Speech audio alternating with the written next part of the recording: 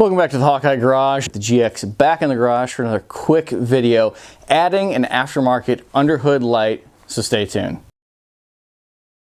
Now I don't know about you, but it's been a long time since I had a vehicle that came with a light underneath the hood. And since I have that fancy Lasfit control panel inside, I have all kinds of buttons to add things, and adding anything outside the vehicle is extremely easy thanks to that switch panel, because I already ran the one wire through the firewall. Everything else just connects up underneath the hood. So I picked up a set of 2 of these little rock lights off Amazon. I can link them down below. We're just going to use one because I think I'm going to put one on the 4Runner, but we're going to use this as an underhood light. I've already installed it and hooked it up, so let's show you guys. So here's the light. It's basically right behind the latch, and there's a perfect spot for right there, and of course we'll turn it on here in a second. But just pre-drilled a couple holes, some stainless steel sheet metal screws. I did put some RTV in the holes to help seal everything up and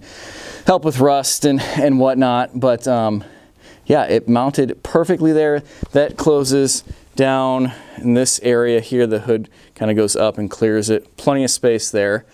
I went ahead and ran the wires. I already had the wiring for my Raptor lights. I just followed that underneath the hood lining all the way down. There's a little gap in this cowl here behind the weather stripping, which makes it perfect place to drop some wires down underneath, up into the Lasfit control module. 2 wires, positive, negative, running a 10 amp fuse for that circuit. All I used for wiring was I had some already, it's like speaker wire, but it wasn't speaker wire. 2 wires, you know, sealed together, which made it super easy to run because that wiring for the rock light is pretty small to begin with. I just soldered it, used some shrink tubing, sealed it all up, and I used the control panel, obviously, inside. There's what it looks like at nighttime. Just that one singular light lights up the engine plenty. Are you going to do an engine swap with this light? No. But is it going to help you diagnose something on the side of the road or on a trail somewhere?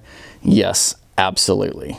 There you have it. I told you guys it was super easy. Now, if you're on the fence for a control panel like what I have from the Lasfit, link down below, and a discount code. If you were going to be doing any auxiliary anything outside of the vehicle, fog lights, light bars, hood lights, anything, I would strongly recommend getting it. Before I had this one sent to me, obviously, always thought they were cool, look neat, good idea.